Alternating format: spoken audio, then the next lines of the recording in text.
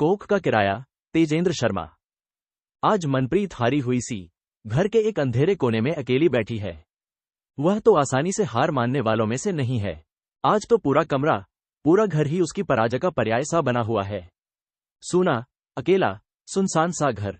अभी कल तक तो घर में सब कुछ था, खुशी, प्रेम, विश्वास। हत्या हुई है, भावनाओं की हत्या। किंतु मनप्रीत ने कब किसकी भावनाओं का आदर किया है? अपने वर्तमान के लिए वह किसे उत्तरदायी ठहराए? वर्तमान कोई किसी साधु महात्मा द्वारा जादू के बल पर अचानक हवा में से निकला हुआ फल या प्रसाद तो है नहीं। अतीत की एक एक ईंट जुड़ती है तब कहीं जाकर बनता है वर्तमान। अतीत कैसा था मनप्रीत का? अतीत कैसा था उसका बचपन? कैसी थी वो गलियां जहां वह खेली थी? भला लंदन में भी कोई गलियों में खेलता है? यहां तो प्रत्येक काम पूरे कायदे और सलीके से होता है। यदि खेलना हो तो लेजर सेंटर जाओ, वहां स्विमिंग करो, बैडमिंटन खेलो, जिम में व्यायाम करो, जो भी करो एक दायरे में बंद कर। दायरे से, नियम से बाहर कुछ नहीं कर सकते। यही बंद कर रहना ही तो मनप्रीत को मंजूर नहीं था। यदि उसका बस चलता तो संसार के सारे नियमों को ध्वस्त कर देती, कानून की किताबों को जला देती। मनप्रीत की सोच तो सदा से ही यही रही है, यह मनुष्य जन्म क्या बार बार मिलता है? अरे जीवन के मजे ले लो, नहीं तो भगवान भी वापस धरती पर भेज देगा कि जाओ, अभी कितने काम करने बाकी हैं। तुमने चरस नहीं चखी, सिगरेट का धुआं नहीं उड़ाया, शराब का स्वाद नहीं जाना, you bore go back again. क्या वह जीवन की घड़ी को वापस चला सकती है? क्या जो कुछ घट गया है उसे जीवन की स्लेट से पोंछा जा सकता है? क्या उसे पश्चाताप की अनुभूति हो रही है? नहीं नहीं, उसने कोई गलत काम नहीं किया। भला वह गलत काम कर ही कैसे सकती है? नी प्रीतो, सुधर जा, एह मुंडिया, नाल घुमना फिरना बंद कर दे, कुछ नहीं, सारी उम्र पछताएंगी। माँ, उसे तो बस एक ही काम था कि वह प्रीतो को समझा सके कि वह पछताएगी। क्या यह माँ की बद्दुआ है जो उसे पश्चाताप के आंसू पिला रही है? माँ को प्रीतो का गोरे लड़कों से मेल जोल कभी भी सहन नहीं होता था। ओए, तो गाय के मीट खाने वालों से कैसे बोल लेती है? दुनिया आवाज की गति से तेज उड़ान भर रही है और माँ अब तक गाय के चक्कर में पड़ी है। कितनी अनपढ़ है माँ भी, बीफ को बीफ न कहकर गाय का मीट कहती है। मनप्रीत तो आज भी खाना पकाने के लिए रसोई में जाने के मुकाबले मैकडॉनल्ड का हैमबर्गर मंगवाना पसंद करती है। Happy Meal, Big Mac, bacon double cheese burger, quarter pounder और जाने क्या क्या। शुरू में तो गैरी भी बुरा नहीं मानता था, फिर वह भी बाजार का बना खाना खा खाकर बोर हो गया। गैरी स्वयं भी तो अपने परिवार का पहला विद्रोही था। उसके माता पिता तो पूरे विक्टोरियन जमाने के उसूल मानने वाले ब्रिटिश परिवारों में से एक थे। गैरी अंग्रेज और काली लड़कियों में अधिक रुचि नहीं लेता था। उसके दिमाग में बस एक ही बात बैठी हुई थी कि इन लड़कियों में संस्कारों का क्षय होता जा रहा है। गैरी ब्रिटिश रेलवे में ड्राइवर है, बस GCSE तक पाई की है, यानी कि SSC। इंग्लैंड में डिग्रियों के पीछे भागने का सिलसिला भी तो भारतीय मूल के लोगों ने ही आकर शुरू किया है। मध्यम वर्गीय भारतीय अपनी संतान को जमीन जायदाद तो दे नहीं पाता, बस पाई और डिग्री ही उनके लिए जायदाद हो जाती है। अंग्रेज तो स्कूल की अनिवार्य शिक्षा के पश्चात किसी न किसी हाथ के काम में दीक्षा हासिल कर अपना जीवन शुरू कर देते हैं। गैरी की पहली गर्लफ्रेंड लिजा तो एक गोरी लड़की ही थी। स्कूल में उससे 2 क्लास आगे थी, यानी उससे 2 वर्ष बड़ी थी। स्कूली शिक्षा के साथ साथ वे दोनों एक दूसरे को यौन शिक्षा में भी पारंगत करने लगे। जब गैरी के माता पिता ने आपत्ति की तो दोनों अलग अलग रहने लगे। इंग्लैंड का भी अजब सिलसिला है कि 16 वर्ष से कम उम्र की लड़की दुकान से सिगरेट नहीं खरीद सकती, किंतु मां बन सकती है। वयस्क हुए विवाह नहीं हो सकता, किंतु मां बना जा सकता है। दोनों अभी काम तो करते नहीं थे। एक और टीनेजर माता पिता, सोशल सिक्योरिटी की सहायता जिंदाबाद। दोनों को लगा कि जीवन की गाड़ी पटरी पर बैठने लगी है। पर ऐसे बचकाने रिश्तों की गाड़ी कब तक चलती? मनप्रीत के जीवन की गाड़ी भी तो अब पूरी तरह से पटरी से उतर चुकी है। गैरी की भाषा में डी रेल हो गई है। गैरी और मैनी, हाँ, गैरी और मनप्रीत के सभी दूसरे मित्र तो उसे मैनी कहकर ही पुकारते हैं। मैनी अब अकेली मैना हो गई है। गैरी अपनी बेटी रीटा और पुत्र काल को अपने साथ ले गया है। विद्रोही प्रवृत्ति का गैरी भी मैनी के इस निर्णय का साथ अधिक दिनों तक नहीं दे पाया। मनप्रीत ने यह निर्णय लिया ही क्यों? ये बात भी सच है कि इंग्लैंड के अधिकतर युवा वर्ग की ही भांति वह भी फुटबॉल के खेल की पागलपन की सीमा तक दीवानी है। आर्सेनल उसकी प्रिय टीम है और उसका सेंटर फॉरवर्ड खिलाड़ी बीफी डेविड उसका प्रिय खिलाड़ी। डेविड गैरी का मित्र भी है और ठीक गैरी की तरह उसे भी भारतीय मूल की लड़कियां विवाहित जीवन को अधिक स्थायित्व प्रदान करने वाली लगती हैं। गैरी और डेविड एक ही स्कूल से पढ़े हैं। यदि मैनी गैरी को पसंद थी तो डेविड को जया भी मैनी की भांति लंदन में जन्मी थी, किंतु उसकी परवरिश अधिक संस्कार युक्त है। उसके माता पिता ने बहुत नपे तुले ढंग से अपनी पुत्री के व्यक्तित्व में इंग्लैंड और भारत के संस्कारों का मिश्रण पैदा कर दिया है। जया के व्यक्तित्व में एक ठहराव है, जबकि मैनी तो इतनी विरोधी प्रकृति की रही है कि डॉक्टर द्वारा तय किए गए समय से 6 सप्ताह पहले ही दुनिया में आ धमकी थी। कभी कभी उसे जया से ईर्ष्या भी होती। जया के चित्र समाचार पत्रों की सुर्खियां बन जाते हैं। लाखों की आमदनी, महलनुमा घर। जया है भी तो भारतीय संगीत में पारंगत। भारतीय और पश्चिमी संगीत के फ्यूजन के शो करती है। उसके सीडी और कैसेट्स भी लाखों की संख्या में बिकते हैं।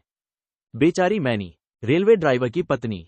गैरी तो बस किसी तरह 3 बेडरूम का घर ही खरीद पाया है, वह भी किश्तों पर। हर महीने 500 पाउंड तो मॉर्गेज की किश्तों में निकल जाते हैं। मॉर्गेज और किश्तों का जीवन। मैनी स्वयं भी तो डेबेनहेंस में सेल्स एडवाइजर है। कितना विशाल स्टोर है। अस्थिरता मैनी के व्यक्तित्व का अभिन्न अंग है। जब जी चाहा नौकरी की, जब चाहा छोड़ दी। पिछले 10 वर्षों में 7 नौकरियां बदल चुकी है। 2 बार तो बच्चे होने पर ही नौकरियां छोड़नी पड़ी थीं। कभी गैरी के साथ विदेश यात्रा पर जाने की छुट्टी नहीं मिली तो नौकरी से त्यागपत्र। आज तो सारा जीवन ही उसे त्यागपत्र थमाकर आगे बढ़ गया है। भूख, प्यास, भावनाएं एकाएक उसका साथ छोड़ कहीं छुप से गए हैं। क्या अपनी गलतियों को स्वीकार करने का मादा मनप्रीत में है? उसने तो जीवन भर वही किया है जो उसके मन ने चाहा है। सामाजिक नियमों की उसने परवाह ही कब की? जया की खुशियों से मन ही मन त्रस्त रहने वाली मैनी जब रीटा और काल को देखती तो मन में विचित्र सी प्रसन्नता का आभास होता। डॉक्टरों ने घोषित कर दिया था कि जया मां नहीं बन सकती है। प्रकृति के नियम भी तो विचित्र हैं। भगवान सब कुछ देकर भी कहीं न कहीं तो कटौती कर ही लेते हैं। डेविड को बच्चों का बहुत शौक है। उसका बस चलता तो गोलकीपर से लेकर सेंटर फॉरवर्ड तक पूरी टीम ही घर में बना लेता। किंतु उसका जया के प्रति समर्पण इतना संपूर्ण है कि उसने अपने मन की बात को जया तक कभी पहुंचने ही नहीं दिया। जया और डेविड के साथ अपनी दोस्ती का रौब मैनी सब पर गांठती ही रहती। जया को भी बाल सखी मैनी और उसके बच्चों से मेल मिलाप भाता है। एक विचित्र अपनेपन का एहसास होता उसे। वह काल और रीटा के लिए क्रिसमस के उपहार खरीदना कभी नहीं भूलती, और ये दोनों बच्चे भी बेसब्री से अपने जन्मदिन और क्रिसमस की प्रतीक्षा करते हैं, क्योंकि जया आंटी महंगे महंगे उपहार जो देती है। डेविड कहीं भी मैच खेलने जाता तो जया के साथ मैनी और गैरी भी सदा ही मैच में उपस्थित रहते। डेविड जब गेंद लेकर विपक्षी पाले की ओर भागता तो तीनों लगभग पागलों की भांति तालियां बजा बजा कर प्रसन्नता का प्रदर्शन करते। मैच जीतने के पश्चात डेविड जया को गले मिलता और उसका चुंबन लेता। गले वह गैरी और मैनी के भी मिलता और मैनी को गाल पर चुंबन देने का प्रयास करता तो मैनी अति उत्साह का प्रदर्शन करते हुए डेविड के होठों को चूम लेती। गैरी अपनी पत्नी के पागलपन से परिचित था, किंतु इस बात को लेकर उसके मन में कभी संदेह या विषाद नहीं होता है। डेविड सदा से मैनी का हीरो रहा है और वह हर प्रकार से उसे रिझाने का यत्न करती, किंतु सामने से कोई अनुकूल प्रतिक्रिया न मिलने के कारण मन मार कर रह जाती है। यदि डेविड मैनी में थोड़ी सी भी रुचि दिखाए तो वह एक बार फिर सारी सीमाएं तोड़ने को तैयार है। कभी कभी हैरान भी होती है मैनी की अंग्रेज होकर भी डेविड पारिवारिक बंधन और सीमाओं का इतना आदर कैसे कर लेता है। यहां तो हर कोई किसी भी दूसरे के बिस्तर में घुसने को तैयार रहता है। वैसे भी डेविड के बारे में खासी चटपटे समाचार तो वह समाचार पत्रों में पती ही रहती है। फिर भी वह समझ नहीं पाती कि जया में ऐसा क्या आकर्षण है जो कि डेविड को उसके व्यक्तित्व के साथ बंधे रहने पर मजबूर कर देता है। मैनी मुझे हमेशा एक अपराध बोध सालता रहता है। 5 वर्ष हो गए हमारे विवाह को। हम दोनों परिवार नियोजन के लिए कोई सावधानी नहीं बरतते रहे, फिर भी पिछले 1 वर्ष से तो नॉर्थविक पार्क अस्पताल, प्राइवेट नर्सिंग होम और जाने कहां कहां चक्कर लगा चुकी हूं। डेविड को बिना बताए भारत से कितने गंदे तावीज भी मंगवा चुकी हूं। अब तो डॉक्टरों ने साफ साफ कह दिया है कि मैं मां नहीं बन सकती हूं। तो तुम दोनों कोई बच्चा गोद क्यों नहीं ले लेते? मैं तो इसके लिए तैयार हूं, किंतु डेविड को आपत्ति है। उसके हिसाब से बच्चा अपना ही होता है, उधार के बच्चे में वो बात नहीं होती। उसे शक है कि वह उस बच्चे के साथ कभी भी उतना नहीं जुट पाएगा जितना कि एक प्राकृतिक लालन पालन के लिए आवश्यक है। तो क्या हल सोचा है तुम दोनों ने? मैंने तो यहां तक सुझाया था कि हम किराए की कोख का इस्तेमाल कर सकते हैं। किराए की कोख? हाँ, आज विज्ञान ने इतनी प्रगति कर ली है कि आर्टिफिशियल इंसेमिनेशन के जरिए कुछ भी हो सकता है। इस पर डेविड की क्या प्रतिक्रिया है? मैनी का दिल जोरों से धड़कने लगा था। जया भी स्थिति को समझ रही थी। उसने बात आगे बढ़ाई।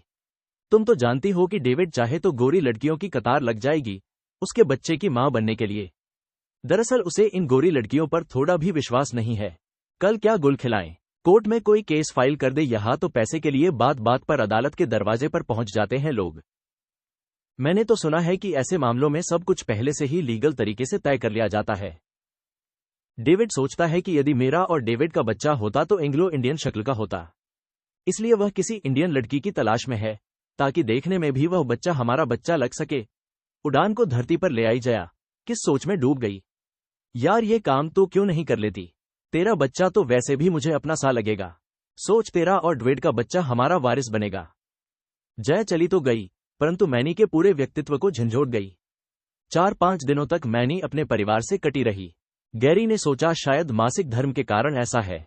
महीने के इन 4-5 दिनों मैनी या तो ऐसे ही चुप हो जाया करती है या फिर चिचिड़ेपन के मुकाबले चुप्पी कहीं बेहतर है। मैनी जैसे भीतर ही भीतर अपने आप से लड़ रही थी। डेविड को देखकर उसके मन में हमेशा ही कुछ कुछ होता रहा है। वह समाज के दकियानुसी नियमों को वैसे ही कब मानती है, किंतु गैरी डेविड का मित्र है और डेविड ने इस मित्रता का सम्मान सदा ही बनाए रखा है। जया की एक बात बार बार सुनार की ठुक ठुक की तरह उसके दिमाग पर प्रहार कर रही थी। सोच, तेरा और डेविड का बच्चा हमारा वारिस बनेगा। क्या गैरी मान जाएगा? और फिर एकाएक उसके भीतर एक निर्लज कामना जाग उठी। क्या डेविड उसे प्राकृतिक तरीके से गर्भवती बनाने पर राजी हो जाएगा? यदि ऐसा हो तो उसे कोई एतराज नहीं, बल्कि वह तो जीवन की सर्वश्रेष्ठ उपलब्धि का एहसास पा जाएगी। परंतु क्या डेविड? बात पहले डेविड से करे या गैरी से? कभी दूध वाला भैया हुआ करता था गैरी। दूध की गाड़ी में लोगों के घरों तक दूध पहुंचाया करता था। वह हिंदी का एकमात्र शब्द ही समझ पाता था, दूध वाला। एक भारतीय घर में वह जब दूध की बोतलें छोने जाया करता था तो वहां एक बच्चा अपनी मां को आवाज देकर कहता, मम्मी दूध वाला आया है। दूध वाला गैरी अचानक ब्रिटिश रेलवे में ड्राइवर बन गया। यही तो कमाल है इस देश का। मनुष्य अपने जीवन की गाड़ी की पटरी कभी भी बदल सकता है। भारत की तरह नहीं कि एक नौकरी पकई तो सारा जीवन उसी से जुड़े रहे। आज गैरी का रेस्ट डे है, यानी कि छुट्टी। पर आज भी गैरी ओवर टाइम के चक्कर में गया हुआ है। उसे जब जब छुट्टी के दिन काम पर बुलाया जाता है तो वह अवश्य जाता है। इसी तरह थोड़ी अतिरिक्त कमाई हो जाती है और परिवार की छोटी छोटी आवश्यकताएं पूरी हो जाती हैं। गैरी की रेल पटरी पर चल रही है और मैनी का वैचारिक द्वंद्व कल्पना की उड़ान भरने में व्यस्त है। उसने निर्णय ले लिया, वह डेविड से बात करेगी। फोन जया ने उठाया था। जया, मैं मैनी। जया के कान कुछ सुनने को बेचैन हो रहे थे। उसने जानबूझकर इतने दिन मैनी को फोन नहीं किया था ताकि मैनी को सोच विचार करने का समय मिल जाए। हाँ जी, क्या हो रहा है? बच्चों के क्या हाल है? बाकी सब तो ठीक है, बस मुझे तुम जिस भंवर में छोड़ गई हो, मैं उससे बाहर नहीं निकल पा रही हूं। फिर क्या सोचा तुमने? गैरी से बात की? नहीं, गैरी से पहले मैं कुछ बातें डेविड के साथ करना चाहती हूं। ठीक है, कल शाम को डेविड घर पर ही होगा, आ जाओ। नहीं जया, बात यह है कि मैं डेविड के बच्चे की मानरा मतलब है कि यदि मैं डेविड के बच्चे को जन्म देने वाली हूं तो कम से कम हम दोनों को अकेले में कुछ बातें साफ करनी आवश्यक हो जाती हैं। कुछ पलों के लिए सोच में डूब गई जया। ठीक है, तुम दोनों अकेले में बातें कर लेना। वैसे भी मुझे रिहर्सल के सिलसिले में जाना था, आने में देर भी हो सकती है। आज मैनी ने अपनी सबसे प्रिय ड्रेस पहनी है, बाल भी विशेष रूप से पर्म करवाए हैं और चश्मे के स्थान पर कॉन्टैक्ट लेंस लगाए हैं। ईमान डिगाने का पूरा प्रयत्न किया है मैनी ने। नहीं मैनी, यह संभव नहीं है। जो तुम कह रही हो वह ठीक नहीं। फिर गैरी मेरा दोस्त है, उससे छिपकर यह करना मॉरली गलत होगा। मैंने जब से जया के साथ विवाह किया है मेरे कदम नहीं डगमगाए। तुम बहुत सुंदर हो, कोई भी इंसान तुम्हारे शरीर को पाकर गर्व का एहसास करेगा। पर यहां हालात एकदम अलग हैं। ये तुम किस सदी की बातें कर रहे हो डेविड? मैनी का निर्लज अहम आहत हो गया था। मैं तुम्हारे बच्चे की मां बनने वाली हूं। निर्णय तो तुम्हें और मुझे करना है, इसमें जया और गैरी की तो कोई भूमिका है ही नहीं। मैनी, तुम एक बात भूल रही हो। तुम केवल गर्भधारण कर मेरे बच्चे को जन्म दोगी। उस बच्चे की मां तो जया ही होगी। हाँ, हम दोनों तुम्हारा पूरा ख्याल रखेंगे, तुम्हें स्नेह देंगे और इस काम पर होने वाले खर्चे के अतिरिक्त तुम मुझसे जो चाहोगी मिलेगा। डेविड ने आगे बढ़कर एक हल्का सा चुंबन मैनी के होठों पर अंकित कर दिया। आज पहली बार ऐसा हुआ है कि डेविड ने स्वयं मैनी के होठों को चूमा है, अन्यथा तो मैनी ही ऐसे अवसरों की तलाश में रहती थी। डेविड, क्या यह बच्चा उस एक पल की निशानी नहीं बन सकता जिसकी मुझे एक लंबे अरसे से प्रतीक्षा है? क्या तुम्हारा ये स्नेह कुछ पलों के लिए ही सही प्रेम या वासना ही सही नहीं बन सकता? मैनी, मैं एक किराए की कोख की तलाश में हूं। प्रेमिका सी पत्नी तो मेरे पास पहले से है, जैसे मुझे किसी किस्म की शिकायत तो है नहीं। फिर तुम मेरे मित्र की पत्नी हो, मैं अपने मित्र पर वार नहीं कर सकता। हाँ, ये तुम्हारा एहसान होगा हम दोनों पर। इसके लिए हम दोनों, मैं और जया, जीवन भर तुम्हारे ऋणी रहेंगे। स्टार सन स्पोर्ट्स और डेली मिरर जैसे समाचार पत्र तो डेविड की एक भिन्न प्रकार की छवि दुनिया भर को दिखाते हैं। यह असली डेविड उस छवि से कितना अलग है। समाचार पत्र तो डेविड को कामदेव की तरह प्रस्तुत करते हैं, कभी किसी लड़की को चूमते हुए, तो कहीं अपना नग्न वक्ष दिखाते हुए, कभी लड़कियों से घिरे हुए, कभी जया के वक्ष पर अपनी हथेलियां रखे। मैनी इस गोरख धंधे को समझ नहीं पा रही है। यदि डेविड अपनी पत्नी के प्रति इतनी निष्ठा रखता है तो जब बच्चा हो जाएगा तो किस प्रकार का पिता बनेगा। जमाने से एकदम अलग। मैनी सोच रही थी कि वह डेविड को उसकी अनुपस्थिति में जी भरकर कोसेगी, किंतु उसका हृदय इतनी शक्ति बटोर पाने में असफल हो गया। उसे डेविड पर और अधिक प्यार आने लगा। लगता है मैनी जैसे कोई निर्णय ले चुकी है। तुम्हारा दिमाग तो नहीं खराब हो गया? तुमने यह बात सोची भी कैसे? अरे, डेविड तुम्हारा मित्र है। अगर हम दोनों मिलकर जया और डेविड की सहायता नहीं करेंगे तो क्या कोई बाहर वाला आकर करेगा? हम भी बाहर वाले ही हैं। यह उनका आपसी मामला है, वो जो करना चाहे करें। पर तुम क्यों अपने आप को इन चक्करों में डालती हो? अपना निजी मामला ही तो लेकर आई थी जया मेरे पास। अगर हम बाहर वाले होते तो हमारे संबंध इतने गहरे कभी न बन पाते। मैनी, तुम हालात को समझने की कोशिश नहीं कर रही हो। All this is going to hurt you. हो सकता है कि तुम इस समय ये सोचकर खुश हो रही हो कि तुम डेविड के बच्चे की मां बनने वाली हो। मुझे मालूम है कि पूरे इंग्लैंड की कोई भी लड़की या औरत डेविड के बच्चे के लिए मां बनकर बहुत प्रसन्न होगी। मगर तुम यह नहीं समझ पा रही हो कि यह फैसला तुम्हें किस कदर तोड़ सकता है। बात 2 दिन की नहीं है। पूरे 9 महीने हमारा सारा घर इस ख्याल के साथ लड़ता रहेगा कि हमारे घर में एक बच्चा आने वाला है जिसका बाप मैं नहीं डेविड है। ये सब इतना आसान नहीं है जितना तुम समझ रही हो। गैरी, मेरे मन में ऐसी कोई बात नहीं है कि मैं डेविड के बच्चे की मां बनकर कोई महान काम करने वाली हूं। बात केवल सहायता की है। मैं जया और डेविड की सहायता करना चाहती हूं। और तुम तो जानते हो कि जया मेरी कितनी प्यारी सहेली है। वह काल और रीटा को कितना प्यार करती है। और सोचो, समूचे देश में उन्हें मेरे अलावा किसी पर इतना विश्वास नहीं है। क्या यह हमारे लिए गर्व की बात नहीं है? इस झूठी शान और छलावे से बाहर आओ मैनी। तुम जया और डेविड के जीवन के बाहरी ग्लैमर के पीछे बौराई सी फिर रही हो। याद रखो, तुम मेरी पत्नी हो, एक रेलवे ड्राइवर की 25,000 सालाना पाउंड पगार वाला रेल ड्राइवर। हम इस देश के लाखों लोगों से बेहतर जीवन जी रहे हैं। रेल में कहीं भी जाना हो मुफ्त यात्रा। हमारे बच्चे अच्छी शिक्षा पा रहे हैं और मैं उन्हें अच्छे संस्कार देने की कोशिश में हूं। तुम बने बनाए घर की नींव हिलाने की कोशिश कर रही हो। बहुत पछताओगी। तुम भी गैरी, कैसी मिडिल क्लास बातें करते हो। तुम सोचो, हमारा बच्चा डेविड की सारी संपत्ति का मालिक बनेगा। मेरा बच्चा हमारा बच्चा। यही तो समझाने की कोशिश कर रहा हूं कि वो हमारा तो क्या तुम्हारा बच्चा भी नहीं रहेगा। मैनी, ये सब इतना आसान नहीं होता है।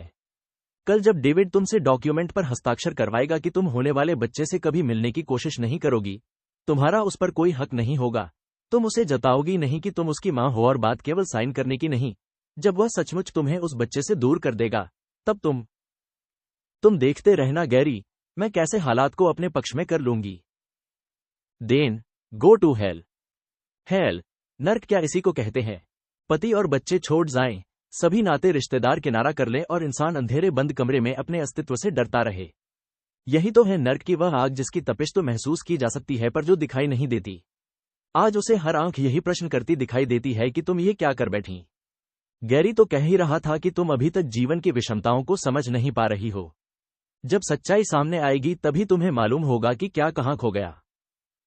सच तो यह है मैनी कि हर समय कुछ ऐसा एहसास होता रहता है कि कुछ न कुछ कहीं न कहीं खो गया है। एक विचित्र सी कमी महसूस होती रहती है। मैं भी चाहती हूं कि हमारे घर में भी एक छोटे बच्चे की किलकारियों की आवाज गूंजे, मगर क्या करें।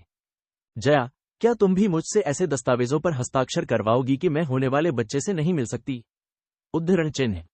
मैनी, भला तुम्हारे और मेरे बीच किसी दस्तावेज की क्या आवश्यकता है? हाँ, डेविड तो गोरा ब्रिटिश है। वह तो हर काम कानूनी ढंग से करने में विश्वास रखता है। अगर उसकी तसल्ली की खातिर कुछ एक जगह दस्तखत करने भी पड़ जाए तो क्या फर्क पड़ता है। और इसी बहाने मेरी सहेली को कुछ पैसों की सहायता भी मिल जाएगी। आखिर तुम 1.5 साल की छुट्टी लोगी। तुम्हारा डिलीवरी के दौरान खाने पीने और डॉक्टर का खर्चा होगा। यह डिलीवरी किसी सरकारी अस्पताल में तो होगी नहीं। इसके लिए तो तुम्हें प्राइवेट नर्सिंग होम में भर्ती होना पड़ेगा। अब अगर डेविड ये सब खर्चा करना चाहता है तो करने दो न। प्राइवेट नर्सिंग होम, आज तो लगता है पागलखाने में भर्ती होना पड़ेगा। कितनी जल्दी सब बदल जाता है। एक अनुभूति मात्र के लिए मैनी ने क्या क्या खो दिया। सरोगेट मां बनने के चक्कर में न वह मां रह पाई और न ही पत्नी। बस सरोगेट ही रह गई। गैरी के बार बार मना करने के बावजूद भी तो वह नहीं मानी थी। कृत्रिम गर्भाधान केंद्र पहुंच ही गई। डेविड के वीर्य और मैनी के गर्भाशय व ओवरी की कई बार जांच हुई। ओव्यूलेशन के सही समय की प्रतीक्षा थी। गैरी असहाय दर्शक बनकर देख रहा था। उसे शिकायत भी थी और आक्रोश भी। उसे समझ नहीं आ रहा था कि मैनी को अपने आप को इस समस्या में उलझाने की क्या आवश्यकता थी, और वह पलाया ही चाहता था जिसकी मैनी को बेसब्री से प्रतीक्षा थी। मैनी, तुम एक बार फिर सोच लो, अभी भी कुछ नहीं बिगा है। कहीं ऐसा न हो कि डेविड और जया को खुशी देते देते तुम्हारे अपने जीवन में खुशियां हमेशा के लिए गायब हो जाएं। अब सोचने जैसी स्थिति कहां रह गई है गैरी? अब तो बस मुझे वो काम कर दिखाना है जिससे तुम्हारे मित्र के जीवन में खुशियों की हल्की हल्की गुलाबी सी वर्षा होने लगे। जया के चेहरे की उदासी दूर करनी है मुझे। बात यह नहीं है मैनी, मैं जानता हूं कि तुम मन ही मन डेविड को चाहती हो। मैं इसे तुम्हारा कसूर नहीं मानता, पूरा देश ही उसका दीवाना है। पर इसका यह अर्थ तो नहीं कि तुम अनिलज हो जाओ। तुम मुझ पर इल्जाम लगा रहे हो। मैंने सेक्स के मामले में कभी तुम्हें धोखा नहीं दिया है। तुमने जीवन में सदा अपनी मनमानी की है, और मैं सदा ही तुम्हारी बेहुदगियां बर्दाश्त करता आया हूं। इसका कारण यह नहीं कि मैं कोई कमजोर किस्म का आदमी हूं। इसका कारण केवल इतना ही है कि मैं तुम्हें बहुत प्यार करता हूं। मगर याद रखो कि हर चीज की एक सीमा होती है। ठीक उसी तरह मेरे सहने और तुम्हारे बेतुके व्यवहार की भी कोई सीमा होनी चाहिए। तुम अभी भी न कर सकती हो। मुझे अच्छी तरह मालूम है कि एक बार तुम गर्भवती हो गई तो पीछे नहीं हटोगी। इसलिए बार बार समझा रहा हूं, इस आत्महत्या जैसी हरकत से बाज आओ। गैरी, तुम सपने नहीं देखते। जागते हुए सपने देखने का आनंद ही कुछ और होता है। जया और डेविड जिस बच्चे को जीवन भर प्यार देंगे, वो बच्चा मेरी कोख से जन्म लेगा। सोचकर ही मन पगला पगला जाता है। इसी पागलपन से बचने को कह रहा हूं मैनी। किंतु मैनी कहां मानने वाली है। वह तो एक स्वच्छंद हवा में उड़ने वाला पक्षी है। आम मनुष्य के नियम उसे कहां बांध कर रख सकते हैं। आम गोरे पुरुषों की तरह गैरी गालियां नहीं देता। यदि वह दे पाता तो आज मैनी को गालियों से नवाज देता। वह आज तक मैनी के माता पिता से नहीं मिला। उन्होंने मैनी के प्रेम विवाह के बाद से उन्हें अपने जीवन से निकाल बाहर किया है। मन में आया कि उसके पिता से बात करे, किंतु आज गैरी अपने ही विचारों से संघर्ष करता हुआ रेलगाड़ी चलाए जा रहा है। सिग्नल का रंग लाल है या हरा उसे ठीक से सुझाई नहीं दे रहा। बेवन के शब्द उसके दिमाग में बार बार बज रहे हैं। यदि तुम्हारी मानसिक स्थिति ठीक नहीं तो काम पर मत जाओ। जरा सी सावधानी हटी और दुर्घटना घटी, और वही हुआ भी। गनरसबरी से साउथ एक्टन के बीच के लाल सिग्नल को नहीं देख पाया और स्पैड हो गया, यानी कि सिग्नल पास्ट एट डेंजर। उसके 7 साल की बेदाग ड्राइवरी में एक लाल निशान लग गया। अब साली इंक्वायरी होगी। किसी को क्या मालूम कि गैरी का सारा जीवन ही लाल बत्ती पर आकर ठहर गया है। मैनी को गर्भ ठहर गया है। वह प्रसन्न है, डेविड खुश है, और जया की भावनाओं को तो व्यक्त करने के लिए किसी भी भाषा के शब्दों में सामर्थ्य नहीं है। उन भावनाओं को व्यक्त करने के लिए तो कोई नई शब्दावली बनानी होगी, नए मुहावरे गढ़ने होंगे। मैनी के माध्यम से वह स्वयं गर्भवती हो गई है, और मैनी, अभी तो केवल ये तय हुआ है कि वह गर्भवती है और उसे अपने भीतर चलता फिरता डेविड महसूस होने लगा है। यदि मैं डेविड के साथ संसर्ग कर भी लेती तो भी अंततः होना तो यही था, मुझे उसके बच्चे की मां ही तो बनना था। और वह चुंबन जो डेविड ने मेरे होठों पर अंकित कर दिया था, क्या आज की स्थिति में मैं उसे ब्लैकमेल कर सकती हूं? क्या उसे मजबूर कर सकती हूं कि वह मुझसे शारीरिक संबंध बनाए? आज तो उसकी सारी आशाएं मुझ पर आ टिकी हैं, परंतु डॉक्टर ने तो उसके सामने ही कहा है कि मैं अगले 3 महीनों तक सेक्स से दूर ही रहूं, अन्यथा गर्भपात हो सकता है। मैं तो गैरी की बाहों में भी डेविड की कल्पना कर लेती हूं। डेविड का प्रिय कोलोन, कूल वाटर ही गैरी के लिए भी खरीदने लगी हूं। दोनों के शरीर से एक सी गंध आने लगी है, किंतु फुटबॉल के मैदान में खेल समाप्ति के पश्चात उसके पसीने की गंध तो मुझे दीवाना बना देती है। क्या डेविड मुझे एक गहरा चुंबन भी नहीं दे सकता? आज खाना नहीं बनाया क्या? गैरी की आवाज उसे विचारों की दुनिया से खींचकर ठोस सच्चाई के धरातल पर ला पटकती है। वह अपने विचारों में ऐसी खोई हुई थी कि भोजन तैयार करने का तो ख्याल ही नहीं आया। गैरी डार्लिंग, मेरी तबीयत आज थोड़ी ढीली लग रही है। पिज़्ज़ा हट से पिज़्ज़ा मंगवा लो ना, बच्चों को भी चेंज हो जाएगा। हमने कल रात भी पिज़्ज़ा ही खाया था। मैनी, तुम तो जानती हो कि मुझे बाहर का खाना बिल्कुल भी अच्छा नहीं लगता। तुम मेरे मोबाइल पर फोन करके बता देती कि तबीयत ठीक नहीं तो मैं कम से कम आते हुए रास्ते में से कुछ लेता आता। वैसे मैनी, ये रोज रोज का बाहर का खाना हमारे बजट का तो सत्यानाश करेगा ही, हमारे परिवार में गलत परंपराओं को जन्म देगा। मुझे तो अपनी माँ का तरीका। प्लीज गैरी, अब दोबारा शुरू मत करना। पहले ही मेरी तबीयत ठीक नहीं है। तुम तो जानते हो इन दिनों मुझे कितनी उल्टियां होती हैं। सारा दिन मैं परेशान रहती हूं। मैं क्यों रहती हो परेशान? किसके लिए? मैंने मना किया था न कि पंगा मत लो। अभी तो कुछ हुआ भी नहीं मैनी। तुम्हारा हट हमारे सारे जीवन को तहस नहस कर देगा। हम कितना बड़ा काम कर रहे हैं गैरी, तुम इस काम की महानता समझ ही नहीं रहे। देखो मैनी, मैं सीधा सादा आदमी हूं। मेरी महत्वाकांक्षाएं, इच्छाएं बहुत सीमित हैं। मुझे महान या भगवान बनने का कोई शौक नहीं है। मैं केवल एक बात जानता हूं कि तुमने मेरा कहना नहीं माना बस। अब तो यह कलह हर रोज घर में होनी है, किंतु मैनी को अभी भी कहीं अपराध बोध नहीं होता है। वह समझ नहीं पा रही कि आखिर उसका पति इतनी छोटी सी बात पर इतना परेशान क्यों हो रहा है। फिर हर दोपहर जब जया पहुंच जाती है उसका हाल जानने, तो एक बार फिर वह अपने निर्णय पर अडिग सी खड़ी हो जाती है। आजकल जया उसका बहुत ख्याल रखने लगी है। मैनी क्या खाएगी, क्या पहनेगी, कब सोएगी, कब जागेगी, सभी कुछ तो वह तय करती है। जया मैनी के लिए मदर केयर से ढीले गाउन ले आई है। मैनी के कमरे में सुंदर से बालक का चित्र टांग दिया है। डेविड भी कभी कभी फोन कर मैनी का हाल पूछने लगा है।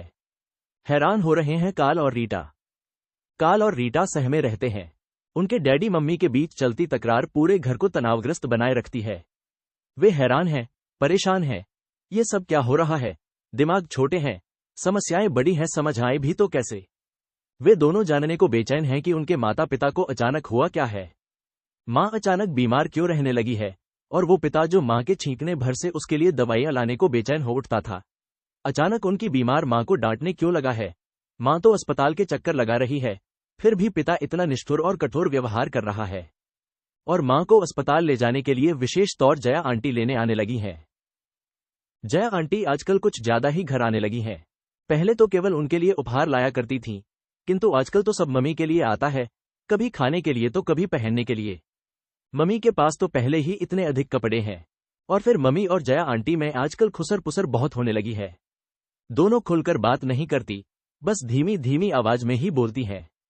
दोनों बच्चे इस बात से प्रसन्न भी हैं कि 2-3 बार तो डेविड अंकल भी घर आ चुके हैं। मोहल्ले में भी काल और रीटा का रोब दाब बढ़ गया है। आखिर बीफी डेविड उनके घर आता है। लंगलैंड का सबसे बड़ा फुटबॉल खिलाड़ी उनके घर आता है। गैरी आजकल घर आने से कतराने लगा है। घर में आता है तो टेलीफोन से चिपका रहता है। गैरी तो ऐसा नहीं था।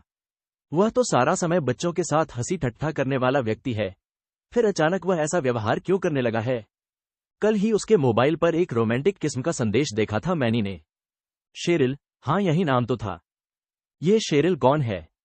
कोई नहीं है। कल तुम्हारे मोबाइल पर उसने दिल का चित्र बनाकर संदेश भेजा था कि आई लव यू। मैंने तो ऐसा कोई संदेश नहीं भेजा था ना। यह मेरे सवाल का जवाब नहीं है।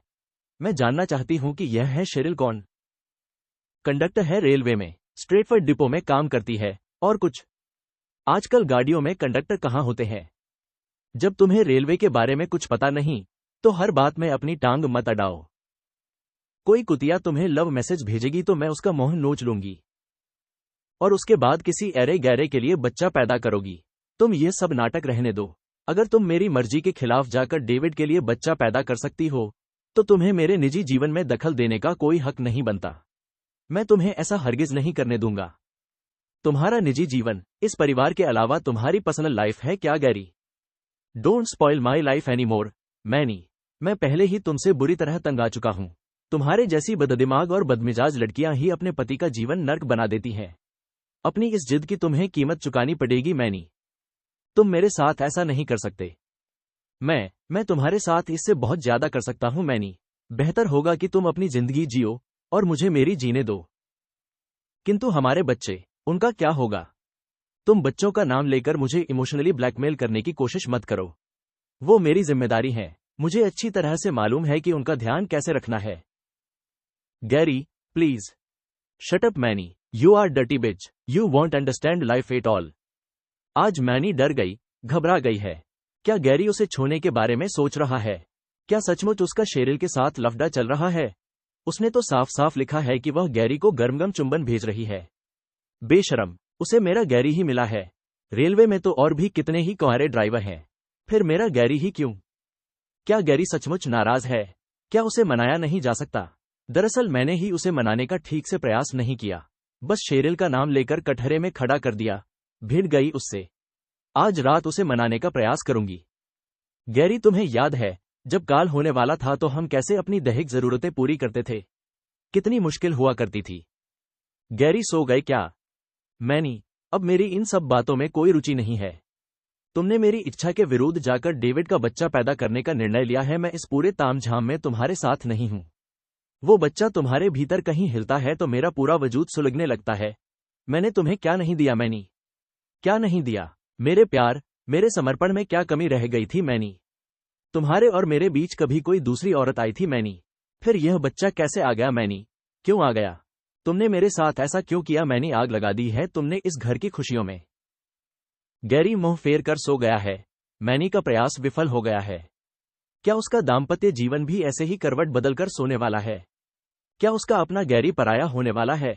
अब तो केवल सुबह तक प्रतीक्षा करनी होगी। सुबह डेविड और जया आने वाले हैं। अब तो डिलीवरी का समय भी निकट आता जा रहा है। डेविड ने अनुबंध की शर्त के अनुसार 50,000 पाउंड मैनी के बैंक खाते में जमा करवा दिए हैं। गैरी को अभी तक कुछ भी नहीं मालूम। गैरी को बताए या ना बताए, अगर यह मुझे कल को छोड़ गया तो, या फिर इन पैसों के लालच में ही रुक जाए, अभी तो प्रतीक्षा करना ही उचित दिखाई देता है। मैनी की बीमारी का वास्तविक आनंद तो काल और रीटा ही उठा रहे हैं। हर रोज भोजन किसी न किसी रेस्टोरेंट से मंगा लिया जाता है। कभी कढ़ाई किंग से तंदूरी चिकन और सीख कबाब, तो कभी सैम चिकन या फिर पिज़्ज़ा हट या बर्गर किंग या फिर केंट की फ्राइड। बस मौज मस्ती की बेला। सोचेग्रस्त है तो केवल गैरी। उसे बचपन से भारतीय मूल की लड़कियां ही पसंद आती हैं। उसे गोरी चमड़ी हमेशा ही बदरंग और बेजान लगती है। जानते हो गैरी भगवान बहुत बड़ा बेका है, यानी कि कुकीज बनाता है, यानी कि बिस्कुट। जो कुकीज जल गईं, वो तो उसने अफ्रीका भेज दी। जो कच्ची रह गई वो सब यहाँ यूरोप में है, और जो एकदम सही बनी वो हम भारतीय हैं। तुम गोरे लोग भी नंगे पंगे होकर लाखों अरबों पाउंड के लोशन लगा लगा कर सूर्य के नीचे लेट कर टैनिंग कर करके हम जैसी चमड़ी बनाने का प्रयास करते हो, और जो अफ्रीकी हैं वो भी फेयर एंड लवली लगा लगा कर हम जितना गोरा होने की कोशिश करने में जुटे रहते हैं। खिलखिला कर हंस पड़ी थी मैनी। गैरी की प्रेमिका ने हंसी हंसी में ही इतनी गहरी बात कह दी थी। गैरी को समझ में आ गया कि क्यों उसे भारतीय लड़कियां ही सुंदर लगती हैं।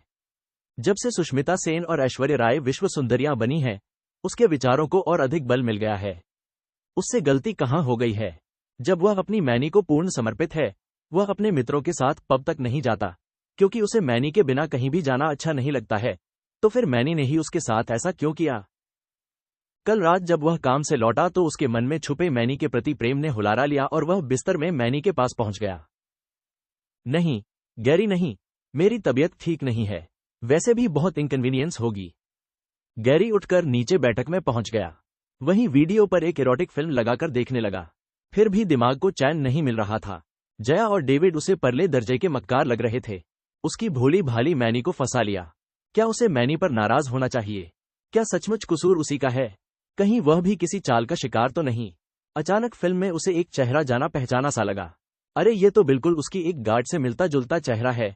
क्या नाम है उसका? नीना, और इंडियन भी है। शेरिल उसे लिफ्ट अवश्य देती है, किंतु अपने मन का क्या करे जो कि भारतीय चमड़ी को ही प्यार करना चाहता है। नीना बता रही थी कि वह तलाकशुदा है। शादी के 2 वर्ष बाद ही तलाक हो गया था। वह नीना के सपने देखता, शराब के नशे में चूर वहीं सोफे पर लुक गया। 50,000 पाउंड की गर्मी के बावजूद मैनी के भीतर तक ठंड भरी हुई है। डर गई है वह। गैरी अब मैनी से बिल्कुल बात नहीं करता। अपना भोजन स्वयं बना लेता है या फिर बाहर से खाकर ही आता है। जब नीना का फोन पहली बार घर पर आया तो मैनी चौंकी। शेरिल से छुटकारा पाना इतना मुश्किल नहीं था, पर भारतीय लड़कियां तो गैरी की कमजोरी हैं। आज तो मैनी मन ही मन वाहे गुरु से चली है कि मन्नत मान रही है कि उसके गैरी को नीना से बचा ले। संस्कारों से बच पाना इतना ही आसान है क्या? मैनी और चली है की बात। डिलीवरी को अभी 3 महीने बाकी हैं। रीटा और काल तो नॉर्थविक अस्पताल ही में पैदा हुए थे। अब की बार तो मैनी प्राइवेट नर्सिंग होम का आनंद उठा रही है। उसे आज भी वो कैलेंडर याद आ रहा है जो उसके पिता भारत से लाए थे। शायद मफी रेडियो का कैलेंडर था। उसमें एक बेहद खूबसूरत बच्चा बना हुआ था। बच्चे ने अपने बाएं हाथ की अंगुली अपने होठों पर रखी हुई थी। उसके बाल लंबे थे, जैसे अभी मुंडन हुए ही न हो। कुछ ऐसा ही बच्चा वह डेविड की भेंट करना चाहती है। फिर सोचती है कि चलो मान भी ले कि डेविड इतना क्रूर हो जाए कि उसे बच्चे से मिलने ही न दे, किंतु उस बच्चे के चेहरे में क्या उसे मेरा चेहरा नहीं दिखाई देगा? जैसे जैसे डिलीवरी का समय निकट आ रहा था, जया और डेविड मैनी के निकट आते जा रहे थे और गैरी गैर बनता जा रहा था। काल और रीटा भी मैनी के बिना जीने के आदी होते जा रहे थे। टेलीविजन में कार्टून नेटवर्क, एमटीवी और साथ में चिप्स और पॉपकॉर्न, बस यही तो कर रहे थे। फिर एक रात अचानक मैनी को पेट में दर्द उठा। दर्द इतना अधिक था कि उसे अपने किए पर आश्चर्य करने का भी अवसर नहीं मिला। गैरी को उठाने के स्थान पर उसने जया को फोन किया। उसके फोन नीचे रखते ही जया और डेविड वहां पहुंच गए थे। गैरी तो शराब के नशे में धुत गहरी नींद सो रहा था। पुत्र पैदा हुआ था। अरे ये तो हूबहू तुम्हारी शक्ल की कार्बन कॉपी लग रहा है। जया अपनी प्रसन्नता रोक नहीं पा रही थी। मैनी को तब कहाँ मालूम था कि उसका जीवन भी अब असली जीवन की कार्बन कॉपी बनकर रह जाएगा। मूल प्रति तो कहीं खो जाने वाली है, और यह कार्बन कॉपी भी सत्यापित प्रति नहीं। कार्बन मुड़ा तुड़ा है, कॉपी पर सलवटें साफ दिखाई दे रही हैं। जया, कहाँ है बच्चा? मुझे भी तो देखने दो न कैसा लगता है। वो क्या है कि अभी जेफ सो रहा है, जब जागेगा तो तुम्हारे ही पास लाएंगे। तुमने उसका नाम भी रख लिया? उद्धरण चिन्ह। नाम तो उसके पैदा होने से पहले ही रख लिया था। डेविड के दादाजी के नाम पर रखा है। मुझसे तो कभी बात भी नहीं की। मैनी, तुम आराम करो, तुम्हें आराम की जरूरत है। वह आराम ही करती रह गई। डेविड और जया अपने जेफ को लेकर चले गए, उसे तो पता भी नहीं चला। अब डेविड जया भी टेलीफोन पर बात तक करने नहीं आ रही थी। दोस्ती प्रगाढ़ होने के स्थान पर सदा के लिए समाप्त हो गई। मैनी को समझ ही नहीं आया कि उसका कसूर क्या था। थकी हारी मैनी अस्पताल से मिनी कैंप लेकर घर पहुंची तो घर में कोई नहीं था। उसने अपने पस से अपनी वाली चाबियां निकालकर दरवाजा खोला। घर में एक वीरान, भयभीत कर देने वाली चुप्पी छाई हुई थी। गैरी अवश्य ही काल और रीटा को बाहर ले गया होगा, शायद मैकडॉनल्ड तक। मैनी फ्रिज खोलकर कोका कोला की बोतल निकालती है और गिलास में डालकर घूंट भरती है। अरे हमारी मैनी घर आ गई। देखो तो कितना प्यारा बेटा है हमारा। हमारा काल बड़ा होकर पायलट बनेगा। बाप रेलगाड़ी चलाता है तो बेटा हवाई जहाज चलाएगा। यादों की दुनिया से सच्चाई के संसार में वापस लौटती है मैनी। टेलीविजन पर कुछ पत्र रखे हैं। सबसे ऊपर गैरी के हाथ से लिखा रुकका है। वह अपने दोनों बच्चों को लेकर नीना के साथ रहने चला गया है। अब उसे मैनी में कोई दिलचस्पी नहीं रही। उसने लिखा है कि उसे वापस बुलाने की कोशिश बेकार होगी। अब मैनी चाहे तो अपनी कोख को किराए पर देने का व्यापार कर सकती है। बहुत से ग्राहक मिल जाएंगे।